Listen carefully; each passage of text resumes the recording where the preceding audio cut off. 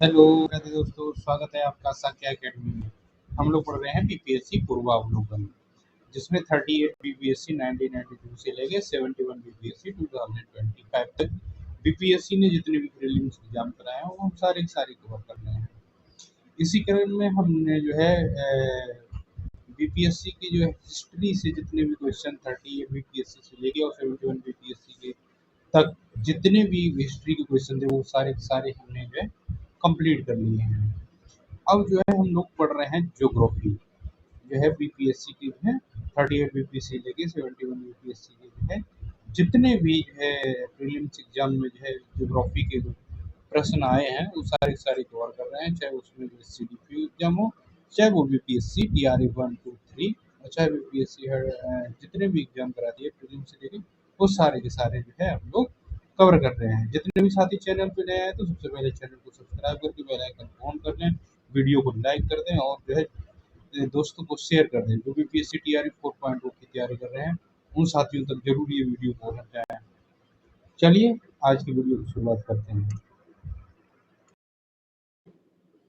आज का पहला प्रश्न है, चलिए देखते हैं। सोन नर्मदा तथा महानदी कहाँ से निकलती है? ये जो है सिहुआ पहाड़ी, इसमें पलामू पहाड़ी, अमरकंटक पहाड़ी, पूर्वी घाटी, अरावली पहाड़ी, इनमें से ये सारे सारे ऑप्शन क्या है? गलत है। इनमें से कोई ऑप्शन सही नहीं है। सोन नदी जो है और नर्मदा नदी का उद्गम अमरकंटक पहाड़ी से है, जबकि महानदी का उद्गम जो है सिहुआ पहाड़ी धमतरी जिला छत्तीसगढ़ से होता है। और सोन नदी और नर्मदा नदी का जो है उद्गम कहाँ से है? अमरकंटक से। महानदी का कहाँ से है? सिहुआ पहाड़ी से, छत्तीसगढ़ से होता है। चलिए अगले प्रश्न की तरफ चलते हैं। पश्चिम की ओर जो है प्रवाहित होने वाली नदियां कौन कौन सी हैं? तो नर्मदा और तापी, यही दोनों नदियां हैं जो पश्चिम की ओर प्रवाहित होती हैं।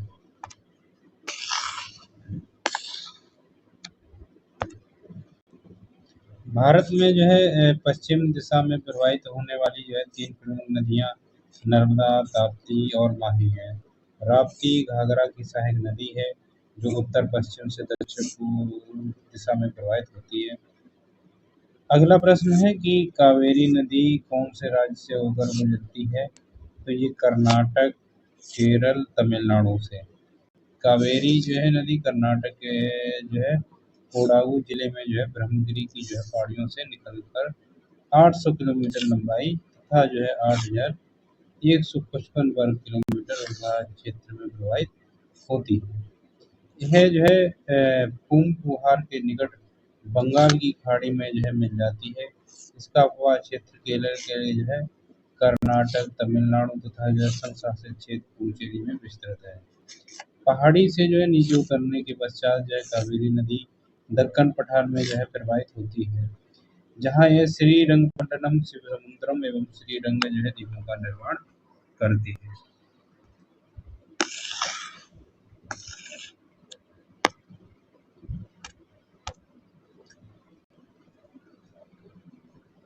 अगला प्रश्न है कि तेल जो है नदी निम्नलिखित नदियों में से किसकी सहायक नदी है? तो इसमें से जो है ई ऑप्शन सही है कि तेल नदी है महानदी की प्रमुख सहायक नदी है। किसकी है? महानदी की, लेकिन महानदी इसमें दिया नहीं ऑप्शन में। यह उड़ीसा राज्य के जो है प्रमुख नदी महानदी की जो है सहायक नदियों में शिवनाथ, जोंक, हसदेव, ईव, मांड आदि शामिल है। चलिए अगला प्रश्न है, निम्नलिखित में से जो है कौन पूर्व की ओर प्रवाहित नहीं होती है? तो गंगावली, नर्मदा, कृष्णा, गोदावरी, ये जो है इसमें से कौन सा ऑप्शन है? ई, क्योंकि ये जो है दक्षिण भारत की नदियां हैं। कौन सी? कृष्णा और गोदावरी, ये नदियां कौन सी हैं? ये जो है दक्षिण भारत की हैं। तो गोदावरी एवं कृष्णा दोनों नदियां दक्षिण भारत की नदियां हैं जो पश्चिम से जो है पूर्व की ओर प्रवाहित होती है। ये दोनों नदियां जो है बंगाल की खाड़ी में गिरती हैं, इसलिए जो है एक से अधिक आंसर सही है। नर्मदा एवं जो है गंगावली जो है गंगवली नदियां पूर्व से पश्चिम की ओर प्रवाहित होती है।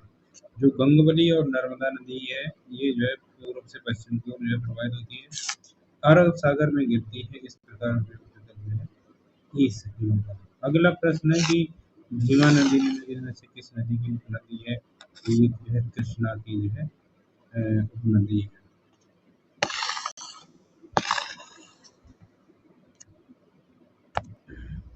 अगला प्रश्न है कि भीमा नदी जो है कृष्णा नदी की जो है सहायक उपनदी है। कृष्णा नदी की जो है अन्य सहायक नदियाँ कोयना, घाट प्रवाह, माल प्रवाह, तुंगभद्रा, मूसी आदि नदियाँ हैं। अगला प्रश्न है कि भारत में प्रायद्वीपीय नदी प्रणाली की विशेषता क्या है? तो चलिए देखते हैं। प्रायद्वीपीय नदियाँ केवल वर्षा से ही जल प्राप्त करती हैं। हाँ, सही बात है कि प्रायद्वीपीय नदियाँ जो है सॉरी वर्षा से ही जल प्राप्त करती हैं। ये नदियाँ युवा वलित पर्वतों से होकर बहती हैं और कभी भी युवा अवस्था में और अभी भी युवा अवस्था में यहाँ ये बात गलत हो गई, ऐसी बात नहीं है। इन नदियों में जो है छोटी बेसिन और जल ग्रहण क्षेत्र है। ये सही है, यानी पहला और तीसरा सही है। चलिए हम लोग अगले प्रश्न की ओर चलते हैं। सॉरी, पहले इसकी व्याख्या लिखते हैं, उसके बाद आगे बढ़ेंगे। भारत की जो है प्रायद्वीपीय नदियाँ अधिकांश मौसमी हैं, अर्थात इनका जो है प्रवाह क्षेत्र वर्षा पर निर्भर करता है। ये नदियाँ जो है मुख्यतः वर्षा से ही जल प्राप्त करती हैं। ये नदियाँ जो है प्राचीन पर्वतों पठारों से होकर बहती हैं और ये जो है अपनी पूर्णावस्था में है। इन नदियों में छोटे बेसिन और जल ग्रहण क्षेत्र हैं। अगला प्रश्न है कि दंडकारण्य में इंद्रावती, सबरी और जो है किसकी सहायक नदी है? तो ये किसकी है? गोदावरी की जो है सहायक नदियाँ हैं। गोदावरी नदी जो है महाराष्ट्र में नासिक के पास त्र्यंबकेश्वर से निकलती है और पश्चिम बंगाल में बंगाल की खाड़ी में गिरती है। दंडकारण्य क्षेत्र में जो है गोदावरी की जो है सहायक नदियाँ इंद्रावती एवं सबरी है। जो इसके बाएं किनारे की जो है सहायक नदियाँ हैं। अन्य सहायक नदियाँ जो है प्रवाह मंजरा जो है प्रवाहित पूर्णा इत्यादि शामिल है। अगला प्रश्न है कि सोन नदी का जो है उत्पत्ति स्थल जो है मकरंटक कहाँ स्थित है? तो ये मैकाल श्रेणी में कहाँ है? मैकाल से। नर्मदा नदी जो है मकरंटक छोटी पहाड़ी से मैकाल श्रेणी से निकलती है। यह अरब सागर में गिरने वाली प्रायद्वीपीय भारत की सबसे बड़ी जो है नदी है। इसके उत्तर में विंध्याचल और दक्षिण में सतपुड़ा पर्वत श्रेणी है। इसके मध्य स्थित जो है भ्रंश घाटी से होकर नर्मदा नदी प्रवाहित होती है। अब हम लोग जो है देखेंगे अन्य नदियों के बारे में देखेंगे। चलिए आगे चलते हैं।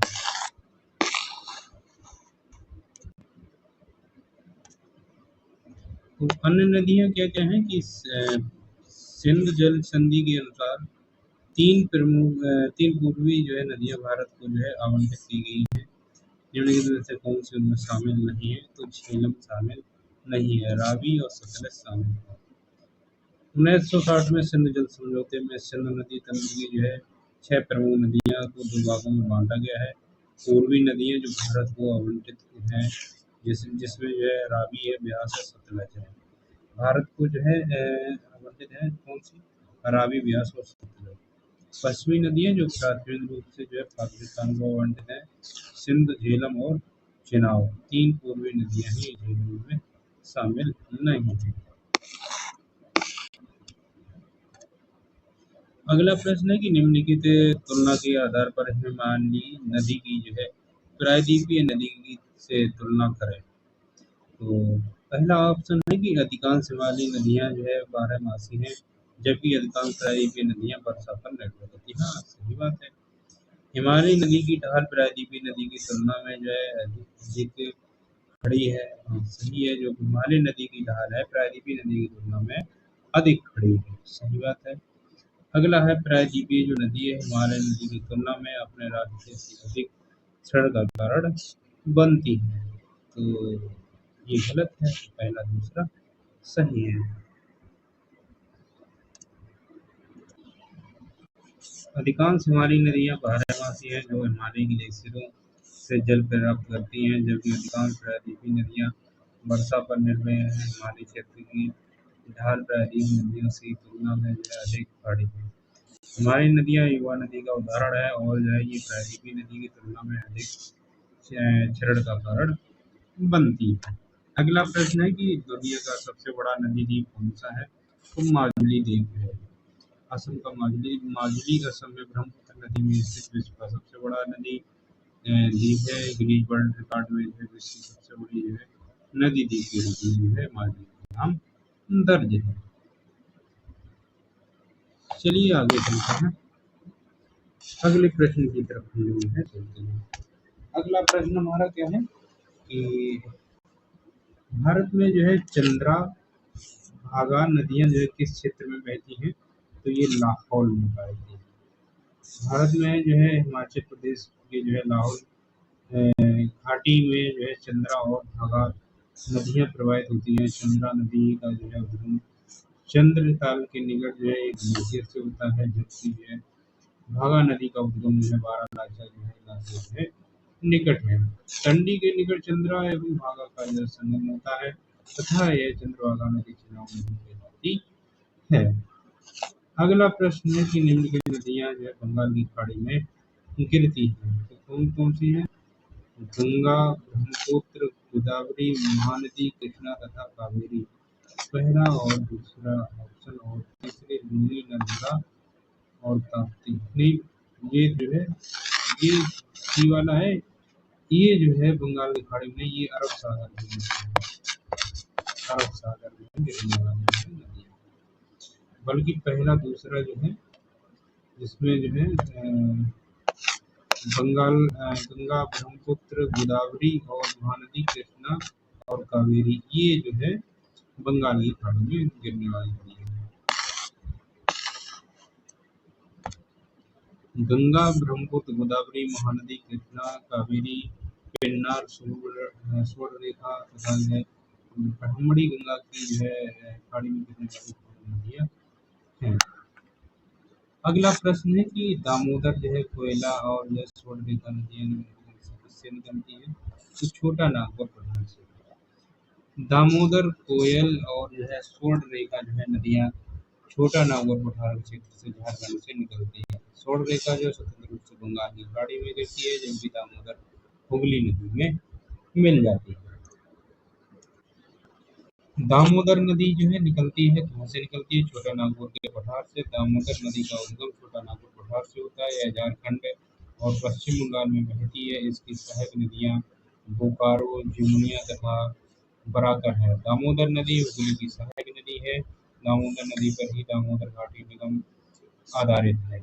इंद्रावती नदी जो है गोदावरी की सहायक नदी है, जो उड़ीसा, महाराष्ट्र और छत्तीसगढ़ में बहते हुए गोदावरी से है महाराष्ट्र के जो है समुद्र में मिलती है।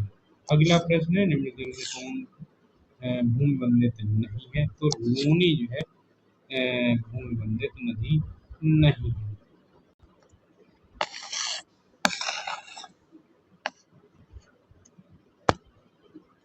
राजस्थान की जो है लूनी नदी का जो है उद्गम राजस्थान में लूनी नदी का उद्गम अजमेर के निकट अरावली श्रृंखला में स्थित गंगा पहाड़ी से होता है। प्रारंभ में इसे साबरमती के नाम से जाना जाता है तथा पुष्कर झील से निकलने वाली इसकी सहायक नदी सरस्वती के इसके जो है मिलने के बाद जो है ये लूनी कहलाती है। अपने प्रवाह मार्ग के ऊपर भाग के लगभग जो है 100 किलोमीटर तक इसमें मीठा जल पाया जाता है, परंतु बालोतरा में पहुंचकर इसका जल जो है गंभीर खारा हो जाता है, जो यहाँ इसके प्रवाह मार्ग की जो है सतह से लवण समृद्ध होने के कारण होती है। यह नदी दक्षिण पश्चिम दिशा में बहती हुई कच्छ के रंग के विलीन हो जाती है। इस प्रकार यह एक भूमिबद्ध नदी है। जल के जो है खारेपन के कारण ही इसका जो है लूनी जो है राजस्थान लूनी नाम पड़ा है। यह नाम संस्कृत शब्द जो है लावण्य से व्युत्पन्न है। अगला प्रश्न है कि कावेरी जल विवाद क्या है? तो कावेरी जल जो है कर्नाटक और तमिलनाडु का जो है दो राज्यों के बीच जो है कर्नाटक और तमिलनाडु की जो है कावेरी जल विवाद सिद्ध है।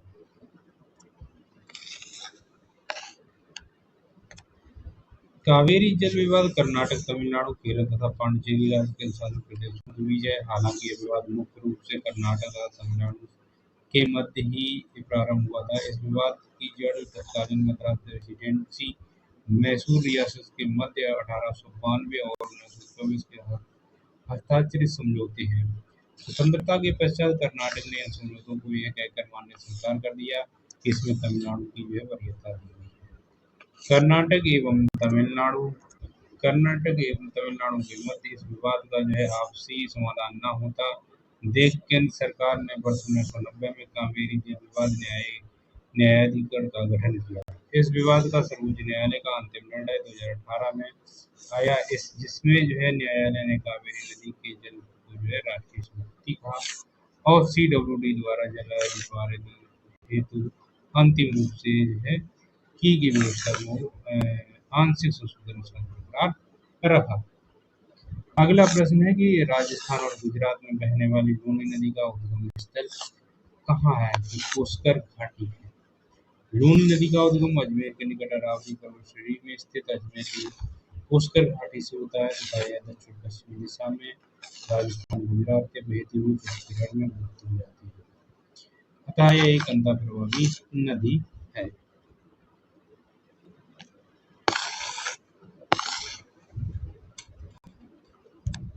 इसमें नोट करके एक दिया गया है कि अरावली श्रृंखला जो है नागपाड़ी से न होने से उपयुक्त उत्तर पुष्कर घाटी होगा। पुष्कर घाटी। अगला प्रश्न है कि नदियों में सबसे बड़ा जल ग्रहण क्षेत्र किसका है? तो किसका है? पोनानी का। काली नदी जो है पोनानी एवं पेरियार नदियों में सबसे बड़ा जल ग्रहण क्षेत्र जो है पोनानी नदी का है। किसका है? पोनानी नदी का है।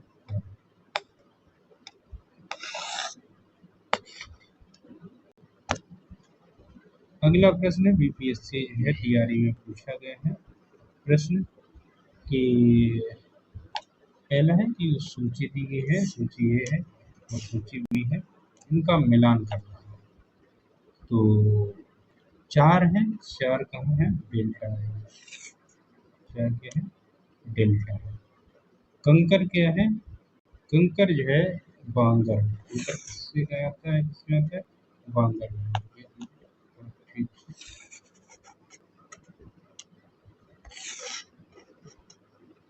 कंकर किसमें है? बांगर में। उसके बाद जो है कायल की किसमें होता है? तटीय मैदान। कायल किसमें होता है? तटीय मैदान। उसके बाद मांड किसमें होता है? पंजाब का मैदान। किसमें है? पंजाब का मैदान। ठीक है, तो ये हो गया सही मिलान। 4 क्या है? डेल्टा है। कंकर क्या है? भांगर है। कायल क्या है? तटीय मैदान है। मांड क्या है? पंजाब का है मैदान है। हम एक बार इसमें सूची देख लीजिए। कारक क्या है? 4 का डेल्टा है। कंकर क्या है? बांगर है। कायल क्या है? तटीय मैदान है। मांड क्या है? पंजाब का मैदान है। अगला प्रश्न है स्वर्ण रेखा नदी निम्नलिखित से किस गांव के पास से निकलती है? तो ये नगरी गांव से होकर निकलती है। स्वर्ण रेखा जो है या स्वर्ण रेखा नदी जो है छोटा नागपुर पठार पर रांची के दक्षिण पश्चिम में निकलती है। यह झारखंड राज्य के जो है रांची के निकट नगरी गांव से निकलकर प्रवाहित होती है। हुंडरू जल प्रपात का निर्माण करती है। यह पश्चिम बंगाल के जो पश्चिमी मेदिनीपुर जिले में प्रवाहित होती हुई बंगाल की खाड़ी में गिरती है। अगला प्रश्न है कि कौन सी नदी जो भारत नेपाल के जो है बीच सीमा बनाती है? तो काली नदी जो है भारत और से नेपाल के बीच में सीमा बनाती है। काली नदी भारत तिब्बत की सीमा पर स्थित लिबलिंग दर्रे के जो है निकट काला पानी से निकलती है। सुगोली की संधि द्वारा यह नदी भारत नेपाल के मध्य अंतर्राष्ट्रीय सीमा बनाती है। महाकाली नदी जो है भारत में शारदा नदी को ही काली नदी कहा जाता है। अगला प्रश्न है कि डीवी द्वीप जो है किसकी जो है सभ्यताओं के मध्य स्थित है? तो ये किसके हैं? कृष्णा के। किसके मध्य? कृष्णा के मध्य है स्थित है। डीवी द्वीप या दिवी सीमा द्वीप जो है आंध्र प्रदेश की जो है कृष्णा जिले में स्थित एक जलदायी क्षेत्र है जहाँ कृष्णा नदी बंगाल की खाड़ी में गिरती है। ये कृष्णा नदी की जो है सरिताओं के मध्य है। ये द्वीप जो है अक्सर चक्रवातों तथा अन्य प्राकृतिक आपदाओं का जो है सामना करता है, जिसमें जो है भारी मात्रा में धन की जो है हानि होती है। अगला प्रश्न है कि निम्नलिखित नदियों में से कौन एक अन्य से अलग है? ये नर्मदा जो है एक अन्य से जो है अलग है। कृष्णगंगा नदियों में जो तुंगभद्रा जो है पेनगंगा और महानदी पूर्व दिशा में प्रवाहित होती है, जबकि नर्मदा नदी पश्चिम में प्रवाहित होते हुए अरब सागर में गिरती है। नर्मदा नदी का उद्गम अमरकंटक पठार में होता है तथा ये विंध्य और सतलज श्रृंखला के मध्य होते हुए ऊपर बहती है। अब नदियों के किनारे स्थित जो है नगर देखते हैं। किस नदी के किनारे कौन सा नगर स्थित है? गंगा नदी के किनारे जो सबसे बड़ा शहर कौन सा है? तो कानपुर है। कृष्णगंगा विकल्पों में जो गंगा नदी किनारे जो है बसा कानपुर सबसे बड़ा जो शहर है। इसे फूल का मैनचेस्टर कहा जाता है। यहाँ जो है चमड़ा उद्योग भारत के प्रसिद्ध है। पटना गंगा नदी के किनारे अवस्थित बिहार का जो है जनसंख्या की दृष्टि से सबसे बड़ा जिला है। इलाहाबाद प्रयागराज जो उत्तर प्रदेश में सर्वाधिक जनसंख्या वाला जिला है। अगला प्रश्न है कि निम्नलिखित में से किस शहर कौन सा शहर गंगा नदी के किनारे स्थित नहीं है? तो उत्तरकाशी जो है गंगा नदी के किनारे स्थित नहीं है, बल्कि फतेहपुर, भागलपुर, कानपुर ये सब गंगा नदी के किनारे स्थित है। गंगा नदी भागीरथी की नदी के रूप में उत्तराखंड के उत्तरकाशी जिले में के गौमुख नामक स्थान से निकलती है, अतः उत्तरकाशी का संबंध भोगनी भागीरथी से है, न कि गंगा से। फतेहपुर, भागलपुर और कानपुर गंगा नदी के किनारे पे स्थित है। अगला प्रश्न है कि कश्मीर में पहलगाम किस नदी के किनारे बसा हुआ है? तो पहलगाम जो है लिद्दर नदी के किनारे जो है बसा हुआ है। कश्मीर में पहलगाम लिद्दर नदी के किनारे बसा है। लिद्दर झीलम नदी की जो है सहायक नदी है। अगला प्रश्न है कि जमशेदपुर जो है किस नदी के किनारे स्थित है? तो जमशेदपुर जो है स्वर्णरेखा नदी के किनारे अवस्थित है। जमशेदपुर स्वर्णरेखा तथा खरकई नदी के तट पर अवस्थित है। यहाँ जो है Tata iron and steel company जो है टाटा स्टील की स्थापना की गई है। स्वर्णरेखा नदी इस जो है क्षेत्र की प्रमुख नदी है। प्रपात और झीलें देखते हैं। पहला लोकटक एक क्या है? एक जो है झील है। लोकटक मणिपुर राज्य में स्थित एक प्रसिद्ध प्राकृतिक मीठे पानी की जो है लोकटक लेक ये झील है। यह पूर्वोत्तर भारत की सबसे बड़ी मीठे पानी की झील है और यह अपने तैरते हुए द्वीपों जो है फुमदी तथा जो है इन्हीं पर स्थित केवल लामजाओ राष्ट्रीय उद्यान के लिए प्रसिद्ध है। अगला प्रश्न है कि एशिया का सबसे बड़ा जलप्रपात जो है हुंड्रू किस जगह के पास है? तो रांची के पास है। किसके पास है? हुंड्रू जलप्रपात जो है रांची के पास है।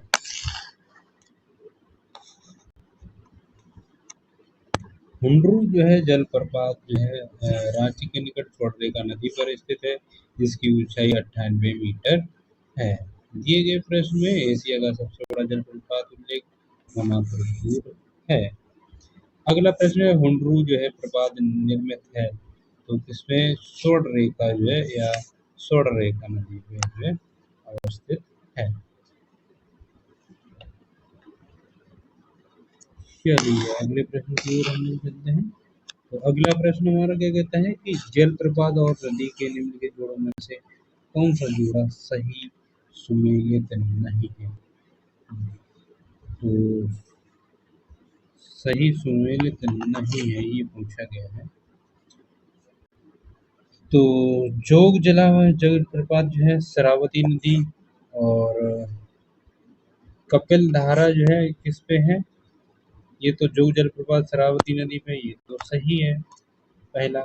दूसरा कपिल धारा कावेरी नदी पे नहीं है।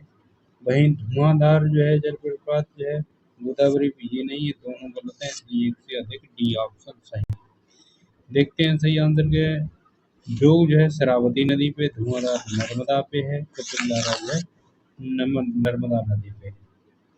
अगला प्रश्न किस नदी पर जो है शिव समुद्र जलप्रपात अवस्थित है? तो कावेरी नदी पर जो है शिव समुद्र जलप्रपात अवस्थित है। शिव समुद्र जलप्रपात कावेरी नदी पर अवस्थित है। इस नदी का जो उगम कर्नाटक के कोडागु जिले के ब्रह्मगिरी जो है पहाड़ी से होता है। इसका वातंत्र क्षेत्र कर्नाटक, केरल, तमिलनाडु एवं पुडुचेरी में अवस्थित है। अगला प्रश्न है, निम्नलिखित में से कौन सा एक मीठे पानी की झील है? तो वूलर झील जो है मीठे पानी की झील है। वूलर और लोकटक, ये दो झीलें जो है मीठे पानी की झीलें, यानी कि एक से अधिक। वूलर जम्मू कश्मीर तथा लोकटक जो है मणिपुर मीठे पानी की झीलें हैं, जबकि चिल्का ओडिशा खारे पानी की और लैगून जो है सांभर राजस्थान पानी की जो है खारे पानी की जो है झीलें हैं। अब हम लोग जो है जलवायु से प्रश्न देखेंगे, जिसमें है मानसून देखते हैं। जलवायु में मानसून देखते हैं। चलिए देखते हैं पहला प्रश्न। भारत में जो है भारत में मानसून सीजन के अधिकांश चक्रवातों की जो उत्पत्ति होती है किससे होती है? 10 डिग्री उत्तर और 15 डिग्री उत्तरी अक्षांश के मध्य। भारत में मानसून सीजन में अधिकांश चक्रवातों की उत्पत्ति 10 डिग्री और 15 डिग्री अक्षांश के मध्य होती है। चक्रवात एक जो है कम दबाव वाला जो है क्षेत्र होता है, जिसमें हवाएं अंदर की ओर घूमती रहती है। चक्रवात उत्तरी गोलार्ध में जो है वामावर्त तथा दक्षिण में गोलावर्त दक्षिण में घूमते हैं। अगला प्रश्न है, निम्नलिखित में से कौन सी जो है वायुमंडलीय विशेषता भारतीय ग्रीष्म मानसून से प्रदर्शन से संबंधित है? तो इसमें नन ऑफ दीज हो जाएगा ऑप्शन। एक मिनट सॉरी, प्रश्न को दोबारा फिर से पढ़ लेते हैं। वायुमंडलीय विशेषता भारतीय ग्रीष्म मानसून के प्रदर्शन से संबंधित उष्णकटिबंधीय पूर्वी जेट स्ट्रीम और ITCZ का खिसकना, ये भी होगा। तिब्बती उच्च सही है। लानीना एक जो है दो प्रभाव होते हैं, एक जो है लानीना, एक जो है नालीना जो है, दो ये जो है ये प्रमुख हैं किसके जो है वर्षा के लिए जो है, इनका प्रभाव से जो है होने से कभी ज़्यादा वर्षा होती है कभी कम होती है। ये जो है पेरू के तट से ये जो है लानीना जो है के तट से ये जो है जलधारा बनती है। तो इसमें एक से अधिक आंसर, यानी ये सभी सही होंगे। निम्नलिखित वायुमंडलीय विशेषताएं भारतीय ग्रीष्म मानसून के प्रदर्शन से संबंध है। उष्णकटिबंधीय पूर्वी जेट स्ट्रीम, अंतः उष्णकटिबंधीय जो है अवसरण क्षेत्र खिसकना, तिब्बतीय उच्च लानीना, ये सारे जो है इसके प्रभाव। अगला प्रश्न है कि भारतीय मानसून मौसमी विस्थापन से इंगित करता है, जिसका कारण क्या है? स्थल तथा समुद्र का विभेदी तापमान क्या है? स्थल तथा समुद्र का विभेदी तापमान। भारतीय मानसून मौसमी विस्थापन मौसम पवन दिशा में उल्टाव से इंगित है, जिसकी दिशा 6 माह तक जो है जाड़े में उत्तर पूर्वी से दक्षिण पश्चिम तथा शेष 6 माह में ग्रीष्म से दक्षिण पश्चिम में उत्तर पूर्व रहती है।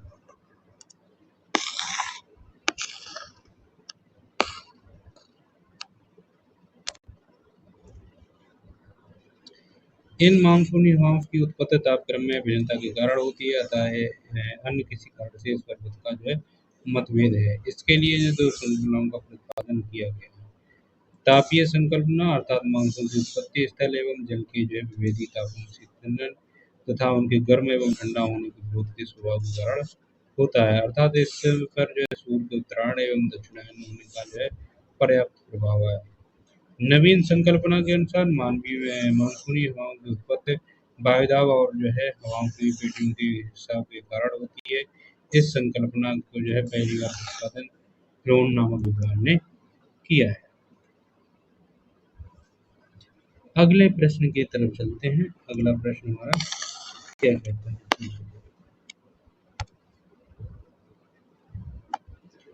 हैदराबाद में जो दक्षिण पश्चिम मानसून की जो वापसी की सामान्य तिथि जो है क्या है? तो इसमें से हमें लग रहा है कोई नहीं, नन ऑफ दीज है। भारत मौसम विज्ञान विभाग द्वारा जारी मानसून पूर्वानुमान आने व लौटने की स्थितियों में कुछ बदलाव किया गया है। हैदराबाद में दक्षिण पश्चिम मानसून की वापसी की सामान्यता तिथि पहले 15 दिन अक्टूबर थी, लेकिन अब कितनी हो गई? 14 अक्टूबर। अगला प्रश्न है कि अमृतसर एवं शिमला लगभग एक ही अक्षांश पर स्थित हैं, परंतु इनकी जो है जलवायु में भिन्नता का कारण क्या है? उनकी ऊंचाई में भिन्नता।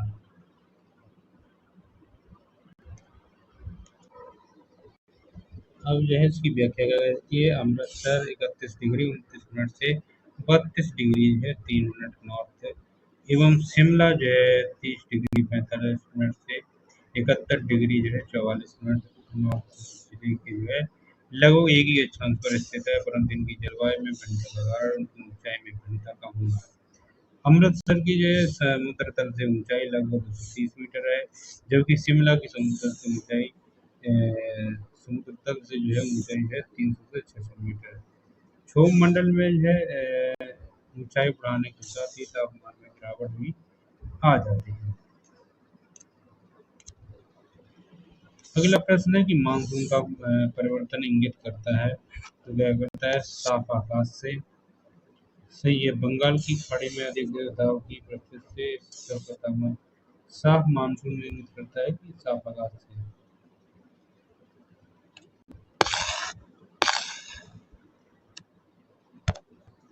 अक्टूबर नवंबर के दौरान दक्षिण की तरफ सूर्य के आभासी संचरण के कारण मानसून गर्त या निम्न दाब जो है उत्तरी मैदान पर जो है शिथिल हो जाता है और धीरे धीरे उच्च दाब इसका स्थान ले लेता है।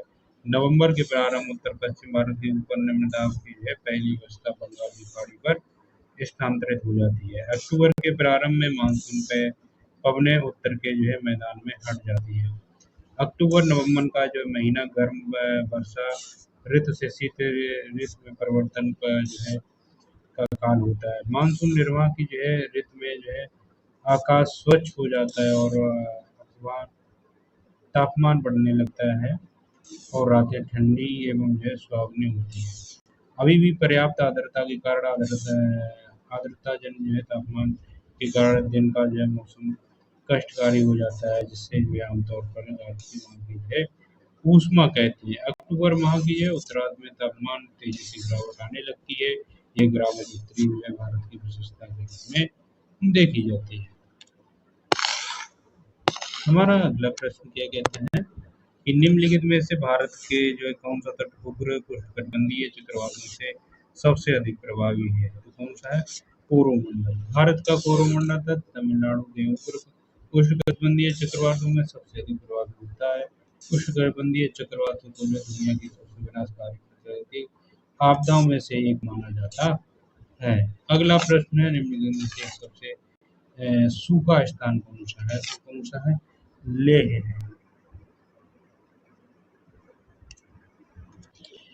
लेह जो है भारत में सबसे कम वर्षा वाला क्षेत्र है। यह भारत का सबसे शुष्क स्थल है। अगला प्रश्न है कि भारत का सबसे शुष्क स्थल जो है लेह लद्दाख में है। भारत में शक्तिशाली जो है एल नीनो, एक तो था लानीनो और एक एल नीनो, ये दोनों है। ये जो एल नीनो है ये किसका कारण है? सूखे का। एल नीनो भूमध्य रेखा के बाद पूर्वी प्रशांत क्षेत्र में गर्म पानी के जमाव के कारण होता है और जो है गर्म पानी की सतह से जो है गर्म होने के बाद जो है नम हवा के ऊपर उठने का तूफान बन जाता है।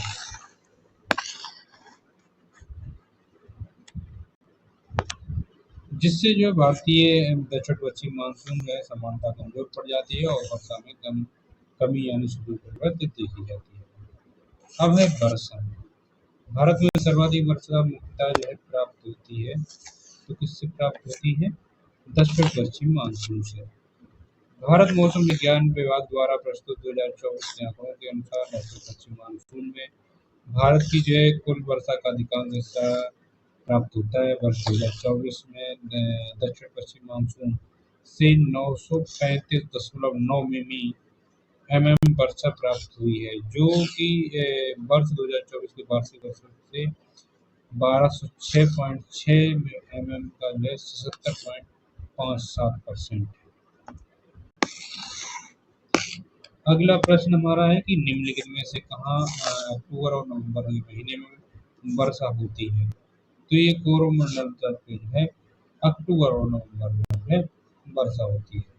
उत्तर पूर्वी मानसून जो है उत्तर पूर्वी दिशा से जो है भारत में प्रवेश करता है। उत्तर पूर्वी मानसून के कारण कोरोमंडल तट पर जो है अक्टूबर और नवंबर के महीने में जो है महीने में भारी वर्षा होती है। अगला प्रश्न है कि आम वर्षा जो है संबंधित है, किससे संबंधित है? आम की फसल से। आम और वर्षा दक्षिणी कर्नाटक एवं केरल में होने वाले जो मानसून पूर्व वर्षा फुहार है, जो आम की फसल के लिए अत्यधिक लाभकारी होती है। इस वर्षा से आम की जो है बहुरे पेड़ से टूटते गिरते नहीं और जो है फसल अच्छी होती है, अर्थात जो है आम की फसल जो है अच्छी होती है। अगला प्रश्न है कि ग्रीष्म के जो है अंत में पूर्व अनुमान जो है वर्षा होती है, जो केरल और कर्नाटक के तटीय क्षेत्र में एक सामान्य घटना है। इसके स्थानीय रूप से किस नाम से जाना जाता है? तो मैंगो शावर्स के नाम से। केरल और जो है कर्नाटक के तटीय क्षेत्रों में पूर्व मानसून वर्षा होती है, जिसे मैंगो शावर्स वर्षा कहते हैं। अगला प्रश्न है कि राजस्थान में बहुत कम वर्षा होती है, तो राजस्थान में बहुत कम वर्षा क्यों होती है? तो ये हवाएं जो है किसी प्रकार की बाधाओं को जो है पार नहीं करती हैं, जिसके कारण जो है ठंडा होने के लिए आवश्यक ऊंचाई नहीं प्राप्त होती है, इसलिए जो है राजस्थान में कम वर्षा होती है। राजस्थान में बहुत कम वर्षा होती है क्योंकि हवाएं किसी जो है बड़ी बाधा को पार नहीं करती हैं, जिसके कारण ठंडा होने के लिए आवश्यक ऊंचाई नहीं प्राप्त होती है। अरावली पर्वत जो है श्रेणियां दक्षिण पश्चिम हवाओं के चलने की दिशा के अनुरूप होने के कारण जो है मार्ग में बाधा नहीं बन पाती। अगला प्रश्न है कि भारत में जो है किन क्षेत्रों में शुष्क भूमि कृषि जो है की जाती है, उसमें वार्षिक वर्षा कम होती है, 75 सेंटीमीटर से कम है।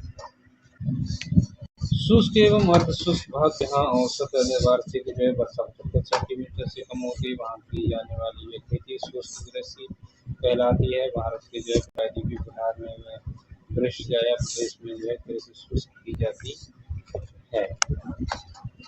अगला प्रश्न है कि जब बहता पानी जो है चिकनी मिट्टी की जो है काटता है और गहरे चैनल में जो है बनाता है, तो क्या होता है? गली कटाव होता है। क्या होता है? गली कटाव।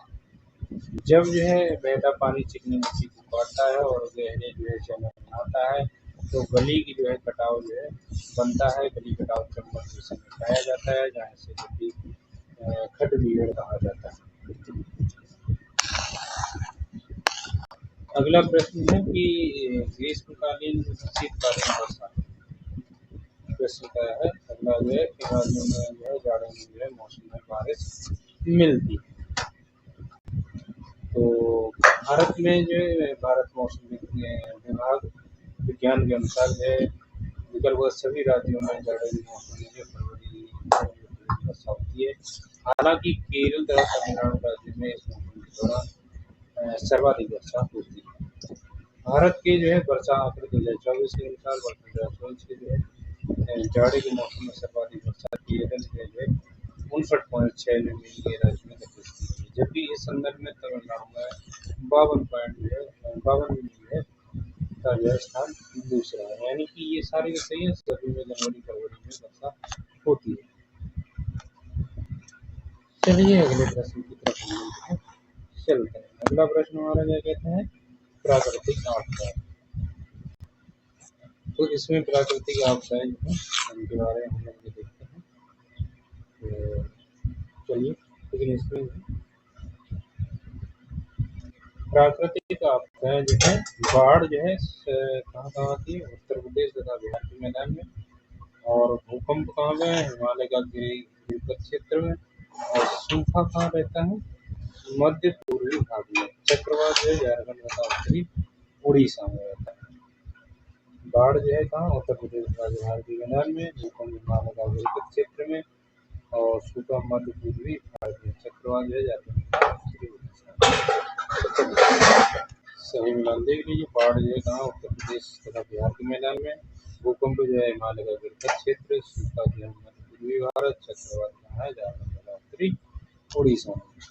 अगला प्रश्न है निम्न के क्षेत्रों में से कौन सा भूस्खलन कौन नहीं है? तो इनमें से कोई नहीं, यानी पश्चिमी घाट, पूर्वी घाट, हिमालय क्षेत्र, यानी कि इनमें से कोई नहीं। पश्चिमी घाट, पूर्वी घाट, हिमालय क्षेत्र जो है सभी क्षेत्र दशाएं पाई जाती है। अगला है क्या, मिट्टियाँ। अगला टॉपिक क्या है मिट्टियाँ, जिसमें हम लोग काली मिट्टी देखते हैं। निम्नलिखित में से किस राज्य में जो है काली मिट्टी पाई जाती है? तो किस राज्य में जो है काली मिट्टी पाई जाती है? तो ये जो है कर्नाटक में पाई जाती है, गुजरात में पाई जाती है, उत्तराखंड में, हाँ कर्नाटक गुजरात में पाई जाती है। काली मृदा दक्षिण गुजरात में पाई जाती है। महाराष्ट्र, गुजरात, मध्य प्रदेश, तेलंगाना, कर्नाटक, आंध्र प्रदेश तथा तमिलनाडु गुजरात में शामिल है, यानी कि इस हिसाब से ऑप्शन सही होना चाहिए। इस मृदा का सर्वाधिक विस्तार महाराष्ट्र क्षेत्र में महाराष्ट्र में स्थित है। गोदावरी और कृष्णा नदियों के जो है उत्तरी भागों में और पठार के जो है उत्तर पश्चिम भाग में जो है गहरी काली मृदा पाई जाती है। राष्ट्र में स्थित है। गोदावरी और कृष्णा नदियों के उत्तरी भाग में दक्कन के पठार में उत्तर पश्चिमी विभाग में गहरी काली मृदा पाई जाती है। इन मृदाओं को रेगुर तथा कपास की जो है काली मिट्टी भी कहा जाता है। आमतौर पर जो है काली मृदाएं प्रगंड गहरी और जो है अपारगम होती है। ये मृदा गीली होने पर जो सूख जाती है और सूखी हो जाती है, सूखने पर ही सूख जाती है, इन्हें सूखा जुताई मृदा भी कहते हैं। नमी के जो है तीन सूखा और नमी की क्षय की विशेषता के कारण काली मृदा जो है एक लंबी अवधि तक जो है नमी बनी रहती है। अगला प्रश्न है कि काली मिर्च के लिए निम्न में से किस शब्दावली का जो है प्रयोग किया गया है? तो काली मृदा जो है कपास वाली मृदा या रेगुर मिट्टी भी कहा जाता है। रेगुर मिट्टी किसका नाम है? तो काली मिट्टी भी कहा जाता है। रेगुर मिट्टी किस कहाँ पाई जाती है? महाराष्ट्र में पाई जाती है। चलिए अगली है दोमट या जलोढ़ मिट्टी। कौन सी है? दोमट या जलोढ़। निम्नलिखित में से कौन सी मिट्टी जो है नदियों द्वारा निर्मित होती है? तो जलोढ़ मिट्टी जो है नदियों द्वारा। जलोढ़ मिट्टी का निर्माण नदियों के जो छोड़े गए गाद द्वारा होता है। जलोढ़ मिट्टियाँ जो है दो वर्गों में बांटा गया है। नवीन जलोढ़ या जो है जिसे खादर कहते हैं, खादर का निर्माण नदी की बाढ़ के मैदानी क्षेत्र में होता है, जहाँ प्रतिवर्ष बाढ़ के मैदान दौरान जो है मिट्टी की नमी परत का जमाव होता है। दूसरा है प्राचीन जलोढ़ या बांगर मिट्टी की स्थिति बाढ़ की कुछ ऊंचाई पर होती है। अगला है गंगा के जो है मैदान की जो है पुरानी कछार मिट्टी क्या कहलाती है? तो बांगर कहलाती है। गंगा के मैदानी पुराने जो है कछारी मिट्टी को बांगर कहा जाता है। इनकी स्थिति बाढ़ की पहुंच से जो है खड़ी ऊंचाई पर होती है। इन मिट्टियों का जो है रंग पीला, रक्त भूरा जो है पाया जाता है। अगला प्रश्न है तुमसी लोम मिट्टी में जो है किसका जो है कौन सा कण मिलता है? कौन सा मिलता है? बालूगढ़, कांचगढ़, चिकनागढ़ यानी सभी। सामान्यतः दोमट मिट्टी में जो 40% बालूगढ़, 20% मृत्तिका एवं कण की जो है 40% जो है गाद पशु की जो है कण पाए जाते हैं। अब है मिट्टी से विभिन्न प्रकार के प्रश्न। पहला है केरवा किस प्रकार की खेती के लिए प्रसिद्ध है? केरवा केसर के लिए।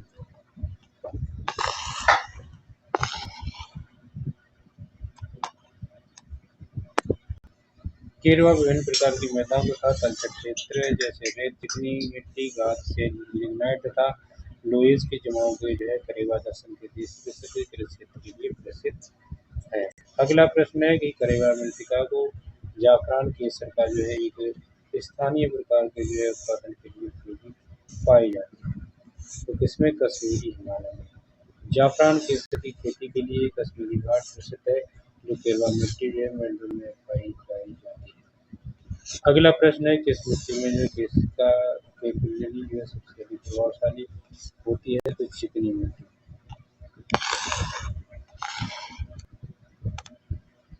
चिकनी मिट्टी में जल धारण की क्षमता सबसे अधिक होती है, इसलिए फूलों की जो है सबसे अधिक पानी इसी मिट्टी में मिलता है। चिकनी मिट्टी में जो है 50% से कम घात, 50% मृत्तिका व बालू की जो है कुछ मात्रा पाई जाती है। इसमें वायु का आवागमन कम हो जाता है, जिससे जल क्रांति हो जाती है। अगला प्रश्न है कि वृक्ष की जड़ों को जो है मृदा से पानी को जो है कैसे मिलता है? तो कैसे मिलता है? इसका जल से। वृक्ष की जड़ों को जो है मिट्टी से मृदा किसका जल के रूप में मिलता है? किसका जल मिट्टी के सूक्ष्म छिद्रों में जमा रहता है? मृदा घूल बनाने वाला जो है जल मृदा का चारों ओर स्थिर रूप से जमा रहता है, अतः मिट्टी पौधों की जरूरतमंद जल को इसका जल होता है। अगला प्रश्न है कि किस राज्य में जो है सबसे अधिक लेटेराइट मिट्टी है? तो मेघालय में है। लेटेराइट मिट्टी जो है लेटेराइट मिट्टी जो है उच्च तापमान और भारी वर्षा वाले जो क्षेत्रों में जो विकसित होती है। यह वर्षा के कारण तीव्र लीचिंग का परिणाम है। यह मिट्टी जो है मुख्य रूप से प्रायद्वीप पठार के जो है उच्च क्षेत्रीय विकसित हुई है। यह मुख्यतः केरल, कर्नाटक, महाराष्ट्र, मध्य प्रदेश, मेघालय, उड़ीसा एवं असम के जो पहाड़ी क्षेत्रों में पाई जाती है।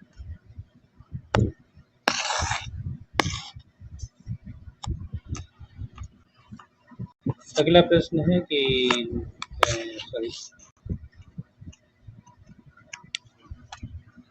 अगला प्रश्न है निम्नलिखित में से मृदा का उपयोग आमतौर पर ईंटों के लिए किया जाता है? तो लेटेराइट मृदा का उपयोग आमतौर पर ईंटों के निर्माण के लिए किया जाता है। इस मिट्टी में लोहा और एल्यूमीनियम की मात्रा अधिक होती है। प्रश्न है पौधे जो नमक युक्त मिट्टी होते हैं वो क्या कहते हैं? हेलोफाइट कहते हैं। लवण मृदोवित का उन पादपों को कहते हैं जो लवण युक्त मिट्टी में पैदा होते हैं। अब है मृदा अपरदन एवं सुधार। अगला प्रश्न है कि मृदा अपरदन रोका जा सकता है? तो वनारोपण द्वारा रोका जा सकता है। मृदा संरक्षण के अंतर्गत वे सभी उपाय सम्मिलित हैं जो मिट्टी को अपरदन से बचाते हैं और उनकी उर्वरता को बनाए रखते हैं। मृदा अपरदन को रोकने के लिए कुछ प्रभावी उपाय इस प्रकार हैं: वनारोपण, सोपान अथवा संरक्षित कृषि, पदचारण एवं स्थानांतरित कृषि में रोक लगाना तथा मेड़बंदी करना। अगला प्रश्न है कि अगला प्रश्न है मृदा संरक्षण वह प्रक्रम है जिसमें क्या है मृदा को नुकसान से सुरक्षित किया जा सकता है।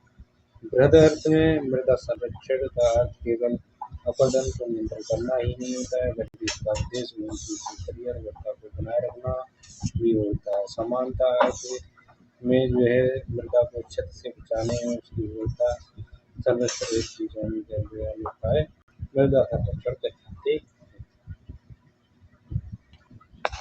अगला है प्राकृतिक वनस्पति।